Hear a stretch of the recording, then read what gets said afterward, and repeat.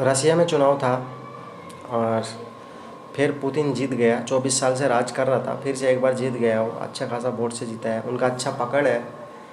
और सबसे बड़ा दुख का बात यही है कि अब ये जंग ख़त्म होने के बजाय और बढ़ेगा, क्योंकि नाटो बार बार उकसाने का काम कर रहा है, आग में घी डालने का काम कर रहा है कि हम अपना सेना भेजेंगे यूक्रेन में, यूक्रेन को नाटो में शामिल करेंगे, हम नाटो मिल के यूक्रेन की तरफ से लड़ेंगे, रसिया को ये करेंगे, रसिया में बम फोड़ेंगे। खैर, रसिया को तो भड़का रहा है। अब रसिया का कहना है कि अगर नाटो ने हमला किया तो हम पूरे नाटो से लेके अमेरिका तक को उड़ा देंगे। अब कौन किसको उड़ाएगा, खैर टाइम में पता चलेगा, आने वाले दिन में क्या होता है। अब बात करते हैं जो ज़ेलेंस्की, ये भी तो काम नहीं है। ये भी चुनाव को तितर बितर करने के लिए बहुत कोशिश किया, खैर नहीं हुआ। तो ज़ेलेंस्की साहब जब भी सो के उठता है तो सिर्फ एक ही बात बोलता है, मेरे को बम दो, फाइटर जेट दो, मेरे को मिसाइल दो, मेरे को जो दो, मैं रसिया को उड़ा दूंगा, ये कर दूंगा, वो कर दूंगा। मतलब ये भी किसी हाल में चाहता नहीं कि जंग बंद हो। कोई भी बैठ के कोई रास्ता निकालने का सोचता नहीं। और अमेरिका नाटो से क्या, भैया आप मिसाइल दो, टैंक दो, गोला बारूद दो, देते रहो, ये जंग चलता रहे। नहीं चाहता जंग रुके। तो खैर, जंग होता है तो नुकसान सबका होता है, दोनों तरफ से होता है।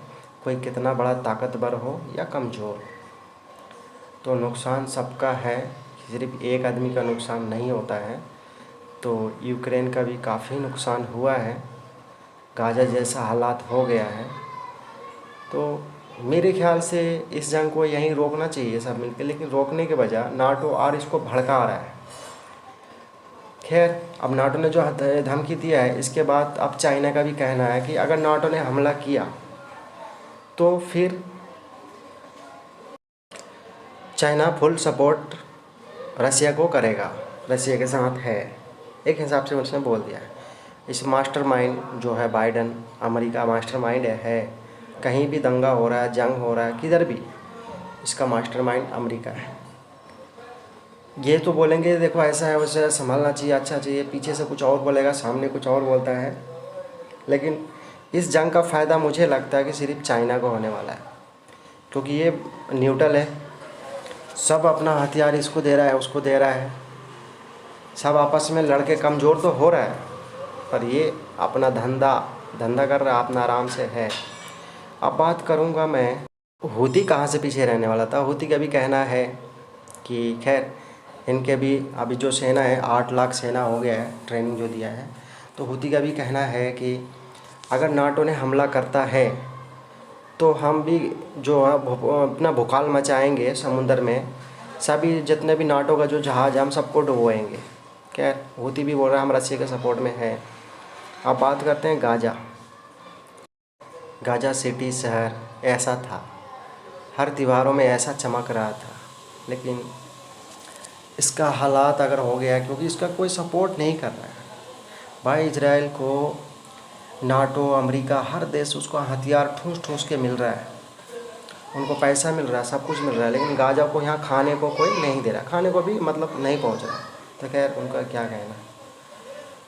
तो गाज़ा का जो हाल था, अब यही हाल है। आप देख सकते हैं कि आज ऐसा बन गया, खंडर हो गया, कुछ भी नहीं है।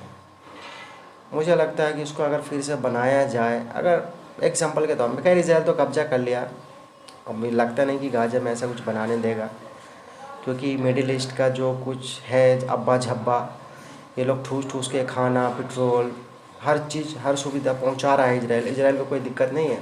तो खुलेआम बम फोड़ रहा है, उनको हथियार सभी पॉकेट में मिल रहा है तो फोड़ रहा है। तो खैर, इनके बारे में यार क्या कहना, ये तो करेगा ही, हर हद तक जाएगा। ये अल-शिफा हॉस्पिटल, तो अल-शिफा हॉस्पिटल में हमला किया है इजराइल, दर्जनों आदमी मारा गया है और 80 आदमी को हिरासत में भी ले लिया है। अब देखो, उल्टा मारा है, उल्टा उनको भी पकड़ के भी लेके जाओ। खैर, ये सब कर रहा है इजराइल, इनको हथियार खुलेआम नाटो, अमेरिका सबसे मिल रहा है, पैसा मिल रहा है। आज जो मिडिल ईस्ट है, अब्बा जब्बा ढब्बा, ये सब खाना ठूस ठूस के पहुंचा रहा है, तेल पेट्रोल हर कुछ पहुंचा रहा है, किसी चीज़ का दिक्कत तो है ही नहीं। तो ये इनको हर तरीके से सपोर्ट मिल रहा है। खैर, सबसे बड़ा हाथ है गाज़ा को अगर बर्बाद करने में तो मिडिल ईस्ट, सऊदी अरब, दुबई, जॉर्डन, मिस्र, बहरीन, ये सबसे बड़ा जो है 2-4 देश है जो मतलब बहुत तरक्की कर रहा, बहुत अच्छा काम कर रहा है इजराइल को सपोर्ट करके। अब क्या बोले इनके बारे में, कुछ बोलने के लिए बचा ही नहीं है। अब ये तो होता ही है यार, झब्बा पहनने वाला झब्बा ही होता है।